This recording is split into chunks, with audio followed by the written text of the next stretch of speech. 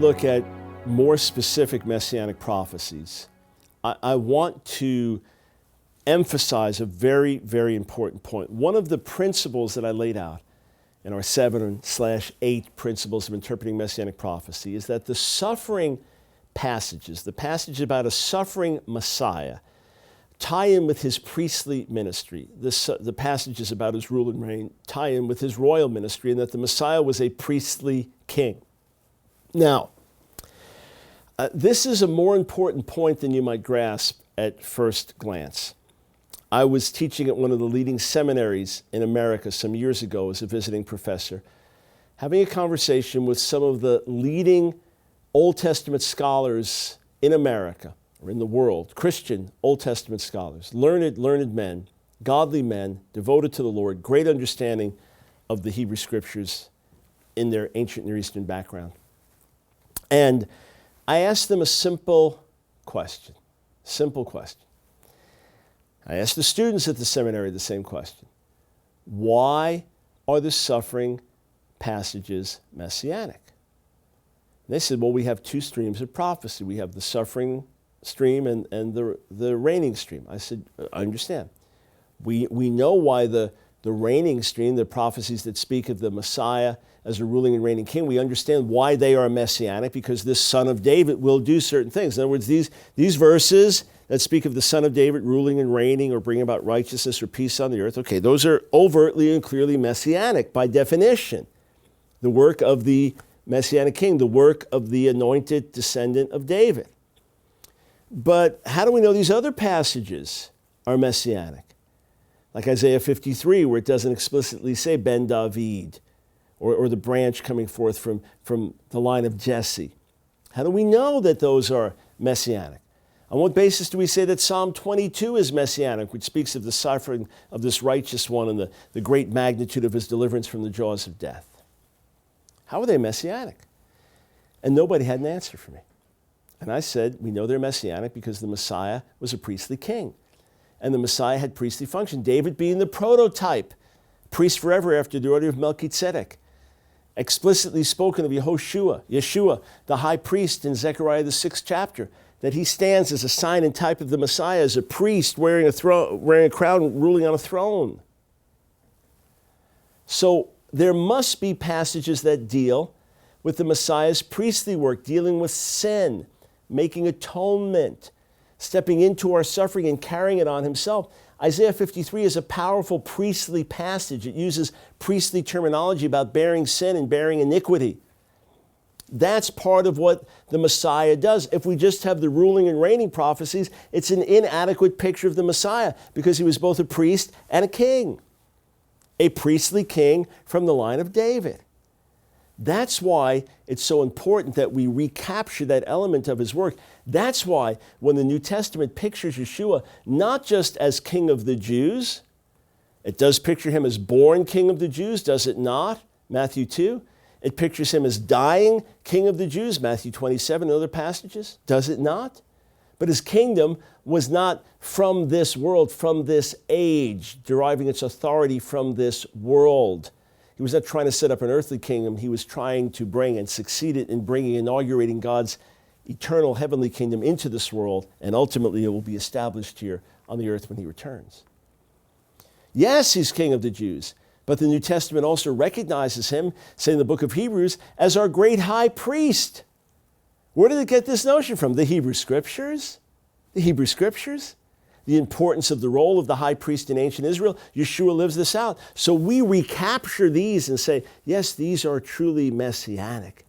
And this is part of Israel's role and mission, and it is fulfilled through Yeshua, the Messiah. Let's look at some objections to messianic prophecies in the Psalms. Psalm 2. We're told in verse 12 that this should not be translated as kiss the Son. Nash kuvar in Hebrew should not be translated as kiss the Son.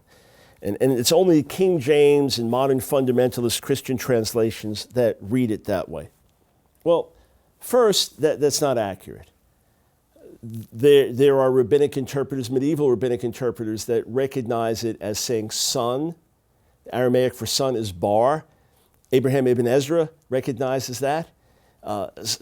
One among some Hebrew commentaries through the centuries that do, but the foremost I draw attention to. So it's not just some fundamentalist Christian translation, but it does raise lots of issues. I mean, bar is Aramaic for Hebrew. Why not say ben? And if you wanted to say kiss the son, why not say kiss the son with ben, with Hebrew? Because ben, beni, you are my son. Today I've given you birth. Why not say ben, like it's referenced elsewhere in the psalm? There are problems with it. The ancient translations, the ancient Greek, the ancient Aramaic and Syriac and Latin struggle with these words. What did they actually mean? Some critical scholars say the text is corrupt and it's actually, this word got disconnected from this and you put it around like here, and you come out with something that says with reverence, kiss his feet. And that's what it means. This brilliant reconstruction of putting this here and putting this here and moving it around. But number one, there's no evidence for it. And number two, it ultimately doesn't even work grammatically. This technically, we should have had a lamen instead of a beit if you wanted to follow the old emendation of Alfred Berthollet. For those for whom that has meaning, wonderful. Otherwise, dig into it more in Volume 3 of Answering Jewish Objections to Jesus. But let's look at the most obvious things here and see if perhaps this rendering of kiss the son could be an accurate one. Let's look at this. Number one, Psalm 2 is most likely a coronation psalm. A psalm that would have been spoken over King David at his coronation and then most likely spoken over subsequent Judean kings at their coronation. A psalm that begins, Lamarag shu goyim lumim yagurik. Why are the nations in turmoil and the peoples contemplating a vain thing? Yatzvu malchei aretz roznim nos du yachad. The kings of the earth gather together and the rulers joined together as one against the Lord and against his anointed. We're going to cast off their bonds. We're going to cast off their rule. Who are they fighting against? The Lord, Yahweh, and his Mashiach, his anointed one. So this is spoken as if there is a rule, there is a reign of David or a Judean king over the nations, and this rule is the rule of Yahweh through his anointed one. And people say, we're going to cast that off. Now, if this was spoken over an earthly king, a Judean king, when Judah was small and weak and wasn't ruling over anyone, it would almost seem kind of embarrassing, but that would be the hope that there would be this Messianic reign, this Messianic kingdom. And of course, each king would fail and fall short, and then you realize, okay, it's speaking of the Messiah. Some rabbinic interpretations say this is about the Messiah and about David. It's about David first and then the Messiah. It's about both of them. And I believe there's truth to that. It finds its ultimate application in the Messiah, but I believe there's truth to that. Others would say it's a psalm, other rabbinic interpretation, that every time Israel is threatened by its enemies, that this is a psalm that, in a sense, repeats itself in its meaning. But bear in mind the context. Everyone wants to fight against and break off the rule of the Lord and his anointed one. The rule of Yahweh is being expressed through his anointed king. Now, it goes on to say that as they are going to cast off these bonds and throw them off, Yoshev Hashemayim Yischak, he who sits in the heavens, laughs, mocks them. Adonai Yil'ag Lamo, the Lord holds them in derision. Az Yedaber Lemo V'apo, then he'll speak to them in his anger, Uvacharono Yivahalemo, and terrify them with his wrath. V'anina Sachti Malki Al Tzion Har Kodshi, I have appointed my king on Zion, my holy hill. Asapra el chok, I will declare the decree. Adonai amar li, alai. The Lord has said to me, B'ni ata, ani hayom yoladticha. You are my son, today I've given you birth. This is God's answer to the nations. This is God's answer to those who say, we're going to cast off the yoke of the anointed one and the Lord. God says, oh yeah, I've appointed my king. I've appointed my anointed one as my son. Today I've given you birth. Now, this could be applied spiritually, and it is in the New Testament, to the Messiah's resurrection as then being appointed as the great anointed king for the world to say, God to say to the world, it's over. Look, you want to rebel? You want to cast off my yoke? You want to cast off my rule? I've established my king. I've raised him from the dead. I've appointed him. But in its first instance, it's speaking of the king in Jerusalem as God's son, and God saying, oh yeah? You want to fight? You think you're going to cast off our rule? I've established him. And the king proclaims that. And God says, Sha'al mimeni, ve'etna goyim nachnatecha. Ask of me, and I'll give you nations as your inheritance. V'achazutcha, avsei aretz, and the ends of the earth you'll be your possession. And you'll shatter them with a rod of iron, like a potter's vessel. You'll scatter them. Then, v'atam lachim haskilu. And now, O kings, kings of the nations, be wise. Hivasru shoftei aretz. Take counsel. Take counsel. Take warning. Judges of the earth, rulers of the earth. Ivdu et Adonai b'yir'ah. Serve the Lord. Worship the Lord with reverence. V'gilu v'iradah. And rejoice with trembling. Nash kuvar. What does that mean? Nash kuvar. Penya enough, lest you become angry. V'tovdu derech. And you perish in the way. Ki yiv'ar kim'at apo. For his wrath will be kindled in just a moment. Ashrei kol chosevo, blessed are those who take refuge in him. Now, if Nash Kuvar has no reference to the Son, to the King in Jerusalem, the whole psalm ends in an unexpected way. It ends with no reference whatsoever to the anointed King in Jerusalem. The whole psalm starts with, we're going to cast off the yoke of the Lord. The nations are angry with Yahweh and his anointed one. God's answer to the mocking kings is, I have established my king. I have established him as my son, ruling and reigning in Jerusalem. So kings, listen. Worship the Lord with fear. And, Nash Kuvar, could that be a reference to what they're supposed to do with the son? Lest he, God, or the king become angry? Is it speaking about God at the end or the king? Could it be, don't mess with my king or he's going to become angry and you're going to be judged? You take refuge in him, you submit to his rule and you'll be blessed. Either way, if you leave the king out and the whole thing is just worship Yahweh, it misses the whole point of the psalm. Now, since Abraham ibn Ezra, one of the three of the big medieval Jewish interpreters, again, the big three, Rashi, Ibn Ezra, and Radak, Rabbi David Kimchi, if Ibn Ezra says that it means kiss the son, and why? Because in the end of Proverbs, you have Bar as son, Bri, my son. So if he says it could mean kiss the son, it's not just a Christian rendering. There's some other later Jewish commentaries that recognize that as well.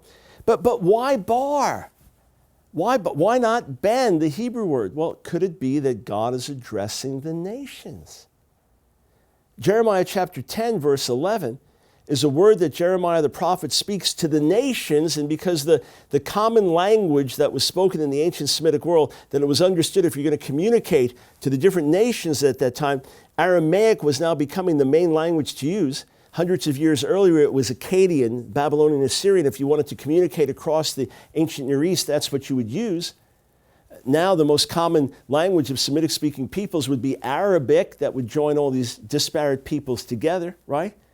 Well, in that day, days of Yeshua, it would have been Aramaic. Here, Jeremiah wants to speak a message to the nations in Jeremiah chapter 10, verse 11. And how does he speak it? He speaks it in Aramaic. The verse is in Aramaic in a Hebrew book, Jeremiah 10, 11. God speaks to the nations in Aramaic. Could it be speaking to the nations here, either using bar as the Aramaic word for nations, or even nashku, if it was pointed differently in the Hebrew vowels, something like nashiku? That would be kiss in Aramaic. You say, but what about the kiss thing? I don't get that word. Well, you do have examples of when you kissed an idol, did homage to an idol, that was how reverence was given, and God saying, kiss the Son. It could mean kiss his feet. It's an expression of homage. So in other words, do homage to the Son. Do homage to the Son, lest he becomes angry.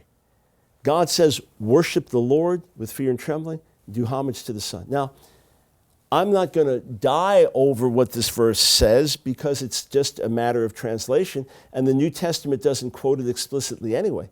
But I think you can make a very, very good case for the Messianic application here and for a call to do reverence to the Son. Well, what about the idea that Psalm 16 does not speak in any way of the resurrection of the Messiah? Psalm 16, which is quoted in the New Testament, does not speak in any way of the Messiah. Let's just take a look at this. When Peter preaches in Acts the 2nd chapter, he quotes Psalm 16 and says, David spoke these words, that he saw that God would not allow his Holy One to suffer corruption in the pit, to die and rot in the pit, that he would, in other words, be raised. And interestingly, Peter says, look, we know where David's tomb is. We know David didn't rise, so his body did see corruption. It did rot like everybody else's body. So how can that apply? Well, Peter said, David being a prophet foresaw the resurrection of the Messiah. You say, yeah, but Psalm 16 is not saying that at all. Well, let's take a look at it. David says, I will bless the Lord, verse 7, who gives me counsel in the night also. My heart instructs me. I've set the Lord always before me because he's at my right hand. I shall not be shaken. Therefore my heart is glad and my whole being rejoices. My flesh also dwells secure. For you will not abandon my soul to Sheol or let your Holy One see corruption or see the pit. You make known to me the path of life. In your presence there is fullness of joy. At your right hand are pleasures forevermore. You say, well, David's just talking about himself. You're not going to let me die prematurely. You're not going to let me, your Holy One, your devoted one, see the pit. You're going to spare me from death. You make known to me the path of life. In your presence there's fullness of joy. At your right hand are pleasures forevermore. It's possible you could read it like that, but there's some problems with it. Because ultimately David did see the pit. Either his body just rotting or the pit of death. Ultimately that did happen. And he did not just go into eternal life. There's even rabbinic tradition that says that there were some who were understood that were going to escape death or their bodies would never decompose, and David was one of them. Because the text seems to be saying something. Let's look at it again. Therefore my heart is glad, my whole being rejoices, my flesh also dwells secure. If you will not abandon my soul to Sheol or let your Holy One see corruption, see the pit. You say, but he's speaking about himself. Oh, he is, but he's speaking beyond that. You see, in the ancient world, and in parts of the world today, your progeny, your offspring, is your future. Let me give you a simple example. We know that many people in the Bible were named so-and-so, son of so-and-so. We get to the New Testament, we have, for example, Simon Bar Jonah. There's Bar, by the way, Aramaic, son of Simon, son of Jonah. And we hear, common names. I mentioned Abraham ibn Ezra, Abraham, son of Ezra. So this is very common, and this is how you wouldn't have a last name to use. So you are the son of this person. That's part of your destiny and heritage. This is son of this one, and now you're going to live this out. Well, it's still customary in some parts of the Arab world, Muslim world, that when your firstborn son comes into the world, you change your name. And you become Abu, father of that one. Let's say you give birth to Walid. Walid is your firstborn son. You change your name to Abu Walid, father of Walid, because that is your new identity. Not just the son of this one, but the father of this one. And now you live out your destiny through that one. Less of a vision of the world to come and more of a vision of your progeny living things out. Your name being carried out in the subsequent generations. That's why it would be such a horror, like Hezekiah is going to die without a kid. That's why that would be such an absolute horror. No, it is through your progeny.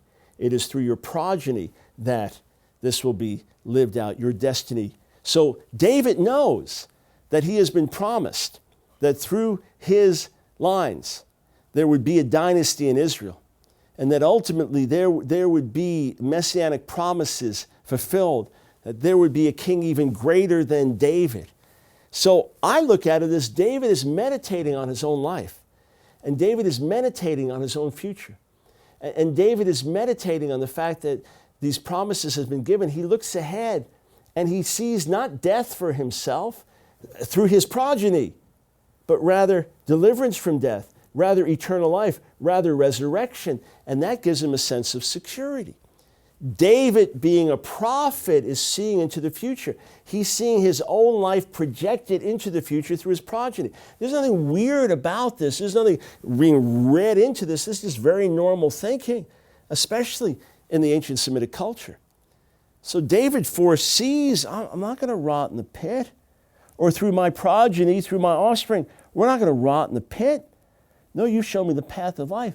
That gives me security today. What's he actually seeing? He's actually seeing the resurrection of the Messiah. Not just that he avoided premature death. No, he's seeing the resurrection of the Messiah. And through that resurrection, he now has this great hope and this vision of eternal life and deliverance from death. Was David delivered from his corpse rotting in the grave? Ultimately, no. Was Messiah delivered from death? Ultimately, yes. Was he delivered from rotting in the grave? Ultimately, yes. What David foresaw is fulfilled in the Messiah. We're told, look, all of your proofs about the Messiah and the Psalms, they don't work because the psalmist talked about his own folly and his own sin. I remember a Jewish woman in my neighborhood in Maryland had come to faith, and then her parents wanted her to talk to the rabbi, and the rabbi sat her down and said, okay, let me ask you a question. And they quoted from Psalm 41, verse 9, even my close friend in whom I trusted, who ate my bread, has lifted his heel against me. And the rabbi said to this young Jewish woman, is that a prophecy about Jesus? He said, yes, see, it is right there in the Psalms. He was betrayed by Judas Iscariot. There it is. And he said, well, how about this verse, verse 4? As for me, I said, O Lord, be gracious to me, heal me, for I've sinned against you. How can that be about speaking about the Messiah when it says he sinned? She didn't have an answer. It's very, very simple.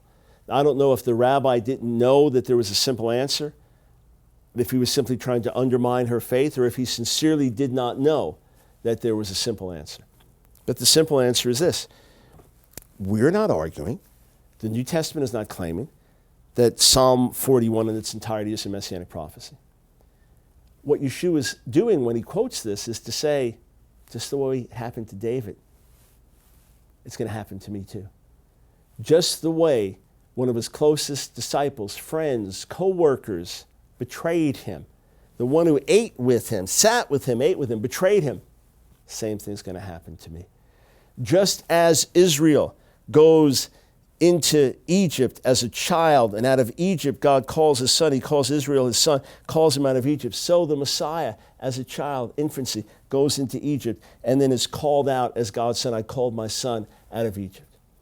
Just as there was an attempt to kill Moses when Moses was a baby, kill all the firstborn males, kill the Jewish baby boys, kill them, the Israelite baby boys, kill them.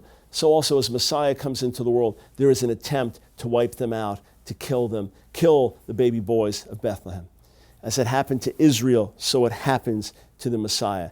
As it happened to Moses, so it happens to the Messiah. The attack on the deliverer from the womb.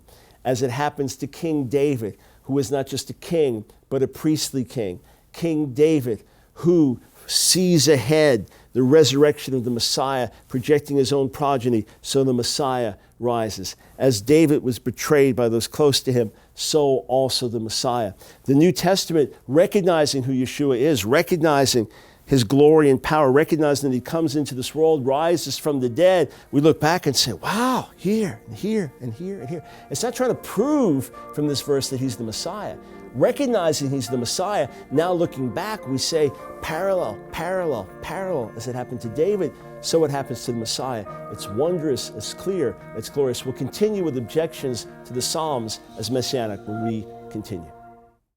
Thanks so much for watching the broadcast. One of our viewers recently communicated to me, there's nothing more important that you can be doing. And you know, we hear from Jewish people through our materials, they've come to faith in Jesus Yeshua. Others had fallen away and they've come back to the Lord. Christians tell us they're now equipped to reach Jewish people with the gospel. And we have amazing open doors before us to reach more and more Jewish people than ever before, but we need your help. Everything we do is a team effort. Would you join together with us and become part of our team?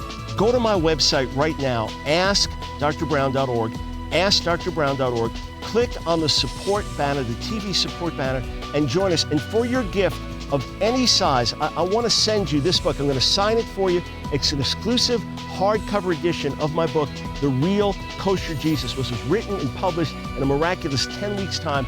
I'll send it to you for your gift of any size. Go to askdrbrown.org, click on the TV support banner, become a monthly supporter, help us with a one-time gift, and friend, be assured that together we're making a difference in the salvation of Israel. Please visit our website or call and ask how you can receive access to our countless free resources. Learn exciting information on what is happening around the world and with our ministry today. When you visit our website, be sure to check out our bookstore for the latest videos, books, and more. You may want to join us during an upcoming radio broadcast. Please contact us today for more information. Please remember, this ministry depends on tax-deductible donations from viewers like you.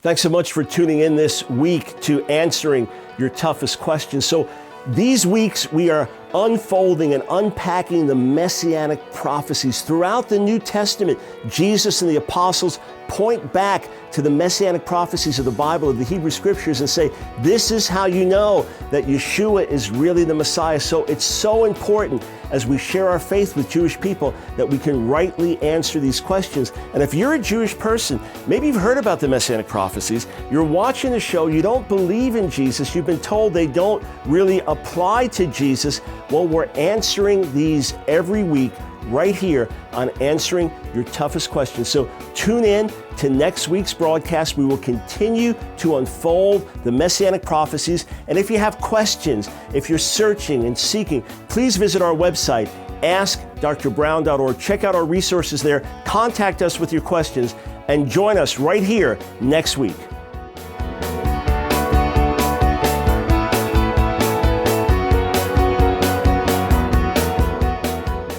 This has been a paid program made possible by financial contributions to Ask Dr. Brown Ministries from viewers like you in your area. Thank you for your support.